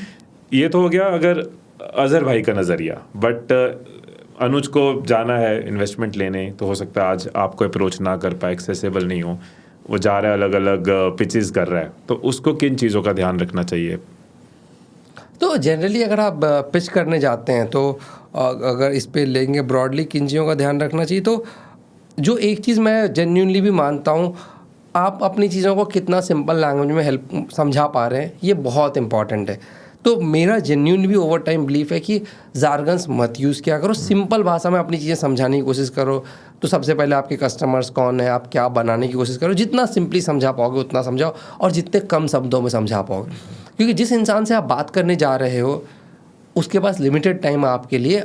वो आपके बाद 5 मिनट 10 मिनट 15 मिनट सुनेगा, फिर वो आगे निकलेगा, क्योंकि उसको जीवन में बहुत कुछ और करना है। तो आपके पास बहुत प्रीशियस टाइम है, तो बी कंसाइज, मतलब अगर मैं बोलूँगा तो ये एक लर्निंग रही। वो खैर मेरा बिजनेस भी उसी पे डिपेंडेंट, तो मैं तो काफ़ी स्ट्रांगली इस पर बिलीव करता हूँ, बट अदरवाइज भी be concise as much as possible. Complicate मत करो, कॉम्प्लिकेट मत क्या करो, जितना सिंपल, जितना ईजी भाषा में बात कर पाओ उतनी अच्छी बात है। एक थॉट जो हम बहुत बार आपस में शेयर करते हैं, बहुत ब्रेनस्टॉर्म करते हैं, तो आपके थॉट्स या व्यूज़ लेना चाहूँगा। India as a country entrepreneurs के लिए, बिजनेस के लिए क्या पॉजिटिव साइड देखते हो, क्या नेगेटिव साइड देखते हो? पॉजिटिव साइड अगर हम बात करेंगे तो देखिए, वर्ल्ड में अगर हम बात करेंगे तो जैसे यूरोपियन कंट्रीज अमीर हुई है, क्योंकि अगर इंडस्ट्रियल रेवोल्यूशन की बात करेंगे तो वहाँ से हुआ था, एक बहुत बड़ा रीज़न है मतलब। तो अभी जैसे इंटरनेट रेवोल्यूशन की बात करेंगे, वो थैंकफुली हमारे कंट्री में बहुत तगड़ा जा रहा है। हमारे पास टैलेंट बहुत अच्छा है उस चीज़ का, हमारे जो बहुत सारे फैक्टर्स हैं बहुत फेवरेबल है, तो बिजनेस करने के लिए तो वन ऑफ द बेस्ट जगह है हम लोग अभी आज के डेट पे, ये तो अनडाउटेडली मतलब। और पर्टिकुलरली मेरे अंडरस्टैंडिंग से इंटरनेट रेवोल्यूशन का हम लोग बहुत ही ऐप्ट जगह पे बैठे हुए हैं आज के डेट पे। चीपेस्ट डेटा है हमारे पास और कंज्यूमर साइज हमारा बड़ा है। कंज्यूमर साइज बड़ा है और हमारे पास टैलेंट है, प्रॉपर टैलेंट है इस चीज़ का। राइट। शार्क टैंक में कैसा रहा एक्सपीरियंस? आप वहाँ पे यंगेस्ट शार्क थे, तो यंगेस्ट होते हुए बाकियों के साथ कैसा रिलेशन रहा, कैसा एक्सचेंज होता था, कम्युनिकेशन, थॉट्स, क्या ओवरऑल एक्सपीरियंस रहा? मेरा तो मैं बोलूँगा काफ़ी अच्छा एक्सपीरियंस था। इनफैक्ट बिजनेस बिल्डिंग से थोड़ा डिफरेंट था, तो मुझे जनरली जितनी नई चीज़ें मैं देखता हूँ, जितनी नई चीज़ें सीखता हूँ, मुझे उतना मज़ा आता है जितना वेरीड चीज़ों में। तो वो एक कंप्लीट डिफरेंट एक्सपीरियंस था, तो काफ़ी अच्छा था। और यंग होने का मुझे एक बहुत बड़ा फ़ायदा मेरी ज़िंदगी में जो दिखता है, मैं काफ़ी बार लेता हूँ, कि उस पैनल पर जब मैं बैठा था वहाँ पे अगर जितने भी जजेस को लेंगे तो स्टेचर वाइज सारे मेरे से बड़े हैं, एक्सपीरियंस वाइज मेरे से बड़े हैं। इनफैक्ट शार्क टैंक में वो पहले से जजेस हैं, तो शार्क टैंक का एक्सपीरियंस लेके बैठे हैं, ज़िंदगी का एक्सपीरियंस मेरे से ज़्यादा लेके बैठे हैं। तो मुझे इसका बहुत एडवांटेज है ना कि मैं अगर 4 गलतियाँ भी कर दूँ तो मेरे को माफ़ी मिल जाएगी आराम से। ठीक है यार, बहुत यंग है, अभी नहीं समझ रहा है, बाद में समझ लेगा, ठीक है। वहाँ पे जो जजेस हैं वो भी उसी तरह के, ठीक है अजर, मतलब ठीक है चीज़ें 4, लेकिन मैं 4 अच्छी बातें कर दूंगा तो लोग इंप्रेस भी होंगे, यार काफ़ी यंग एज में चीज़ें अच्छी समझ पा रहा है। तो दोनों साइड से मुझे तो लग रहा था मेरा बेनिफिट ही चल रहा है, क्योंकि सब लोग उस चीज़ का आपको एडवांटेज दे देंगे कि ठीक है 4 गलती कर सकता है, मतलब तो मेरे पास गलती करने का इसको बहुत स्ट्रॉन्ग इसको भी पॉजिटिवली ले लिया। किस शार्क के साथ सबसे स्ट्रॉन्ग आपका बॉन्ड रहा? और तो वहाँ पे मैं बोलूँगा तो मुझे अमित जैन ने काफ़ी हेल्प करी थी चीज़ों को। अदरवाइज भी मुझे वो काफ़ी हेल्पिंग नेचर के पर्सन लगते हैं, काफ़ी ग्राउंडेड पर्सन भी अगर आप उनको देखेंगे तो उनसे काफ़ी अच्छी बॉन्डिंग थी। पीयूष बंसल से भी अच्छी बॉन्डिंग थी। ऐसे बॉन्डिंग तो काफ़ी बाकी सारे लोगों से जनरली मेरी बॉन्डिंग लोगों से अच्छी ही रहती है, बट मैं बोलूँगा तो अमित जैन ने काफ़ी हेल्प किया था। शार्क टैंक पे जाने से पहले जो एक्सपेक्टेशन होगी कैसा होगा, कि कुछ चीज़ें माइंड में होती हैं, और जाने के बाद के एक्सपीरियंसेस कैसे थे, एक्सपेक्टेशन वर्सेस तो एक्सपीरियंस? वो शार्क टैंक के शूट से बात कर रहे हैं या शार्क टैंक की लाइफ में इम्पैक्ट की आप बात कर रहे हैं? शूट, अभी तो मैं शूट की बात कर रहा हूँ। शूट में बात कर रहे हैं तो शूट का ऐसा सच मतलब मैं बोलूँगा कि अच्छा, शार्क टैंक जान से पहले था कि मैं उसके पहले कैमरा में उतना मैं मतलब इसका इनफैक्ट शार्क टैंक मेरा पहली बार था जब मैं कैमरा के सामने प्रॉपरली आया था। उसके पहले मेरे को कैमराज वगैरह नहीं समझ आते थे, बट थैंकफुल था। तो वो एक अच्छा एक्सपीरियंस था। फिर मैंने वहाँ लोगों से सीखा कि क्या ध्यान रखना है, नहीं रखना है, बातें करी। तो मैं उस एक्सपीरियंस को ही मैं काफ़ी अच्छा एक्सपीरियंस में रख लूँगा। कितना स्क्रिप्टेड होता है, कितना नेचुरल होता है? जीरो स्क्रिप्टेड होता है, और इनफैक्ट अगर स्क्रिप्टेड होता तो नहीं हो पाता मेरे से वो काम। Acting is not easy. वो मैं नेचुरल हूँ तो जो बोल रहा हूँ वो डायरेक्टर काट के दिखा दे रहा है जो उसको दिखाना होगा। वो मुझे एक्ट करने बोलेगा तो वो थोड़ा ना होगा। एक्टिंग तो बहुत टफ टास्क है ना, मतलब एक्टिंग तो प्रॉपर लोग सीखते हैं फिर करते हैं। तो स्क्रिप्टेड नहीं है तो तभी वहाँ पे जज बन के बैठा हूँ। स्क्रिप्टेड होता तो नहीं हो पाता हमसे। नहीं, जो इन्वेस्ट करवा लो, एक्टिंग मत करवाओ। एक्टिंग करना इज नॉट ईजी। जो पिक्चर्स आते हैं तो उनका मतलब आपको पहले से आइडिया होता है कि क्या है उनका बिजनेस मॉडल, या वहीं पर जब वो बताते हैं तो आपको पहली बार सब पता चलता है? तो हमें उनका जीरो आइडिया होता है कि क्या है उनका बिजनेस, कौन आ रहे हैं, कंप्लीट तो कंप्लीट फ्रेश होता है वहाँ पे। तभी आपके जो रिएक्शंस भी होते हैं वो नेचुरल होते हैं। अगर मुझे पहले से ही उसका पता होता तो मैंने जजमेंट पहले बना लिया होता, तो फिर वहाँ मुझे एक्ट करना होता। और acting is tough, reality is much easier than acting. ये एग्जैक्टली मतलब हमें एक्सेप्ट करना, एक्टिंग करना इतना आसान नहीं है। मतलब तो वो सब एकदम रियल, रॉ, नेचुरल होता है, सब रियल होता है। इट्स जस्ट दैट जो डिफरेंस होता है कि अब वो शूट टाइम हमारा ज़्यादा होता है, कट करके आपको छोटी चीज़ें दिखाई जाती है। शूट टाइम 1 घंटा, 1.5 घंटा, 2 घंटा होगा, कट करके एक एपिसोड, एक पेज जो होता है 15 मिनट का ही होता है, वो कट होता है। बट जो 15 मिनट होता है वो रियल होता है। क्या लीगेसी आप छोड़ के जाना चाहोगे? लोग अजहर को कैसे याद रखें हमेशा? मैं अपने आप को बहुत ही अप्रोचेबल पर्सन मानता हूँ, और मुझे लगता है जो लोग मुझसे मिलते हैं, मुझसे पहली बार भी लोग मिल करके ये फील करते हैं कि यार ये तो अपना ही आदमी है। ठीक है, मतलब वो डिस्कनेक्ट फील नहीं है। जनरली मुझे ऐसा लगता है कि फर्स्ट मीटिंग के बाद ही लोगों को लगता है कि ये तो अपना दोस्त है, मतलब वो वाला चीज़। तो मैं जो अगर पूछेंगे जिस चीज़ के लिए लोग मेमोराइज करें कि यार कि एक इंसान अपनापन का फील देता था, मतलब उस एंगल से। और मेरे को जेन्युइनली भी लगता है कि हम सारे ह्यूमंस को एक दूसरे से कनेक्टेड फील होना चाहिए यार। मतलब ठीक है, कौन कितनी मदद कर पाऊंगा उसका एक हो सकता है, कुछ जगह कर पाऊँ, कुछ जगह ना कर पाऊँ, बट एक अपनापन वाला फील होना चाहिए। और मेरे को नहीं, हम सब ह्यूमंस हैं, मतलब किसी की कुछ अच्छी होगी, चीज़ें कुछ खराब होंगी, but let's have an happy life. मतलब इन द सेंस कि सब साथ आगे जा रहे हैं। मतलब मैं उस चीज़ को इन सम सेंस वो वाला एक एंगल होगा, मैं एग्जैक्टली शायद वर्ड पे नहीं रख पा रहा हूँ, बट उस फीलिंग के साथ कि लोग मतलब लोग कनेक्टेड फील कर रहे हैं कि इस इंसान से मैं कनेक्टेड हूँ। मतलब एक ह्यूमन टच, एक ह्यूमन टच की फील है, मतलब वो अपनापन वाला फील आ रहा हूँ मतलब वहाँ पे। तो वो उस चीज़ को मैं आई थिंक लेगेसी मानूंगा, मतलब कि कितने लोग आपसे कनेक्ट कर रहे हैं। Very nice. इस एपिसोड में कई थॉट्स आपको मिले होंगे, कई लर्निंग्स आपको मिली होंगी, लेकिन एक टॉप लर्निंग क्या रही वो नीचे कमेंट्स में जरूर दूसरों के साथ शेयर करना। अगर आप पूरा एपिसोड देखना चाहते हैं जिसमें हमने हर चीज़ को इन डेप्थ डिस्कस किया और डिटेल्स डिस्कस करी, तो complete episode mics and mind channel पे आपको मिल जाएगा। उसका लिंक नीचे आपको डिस्क्रिप्शन में मिल जाएगा।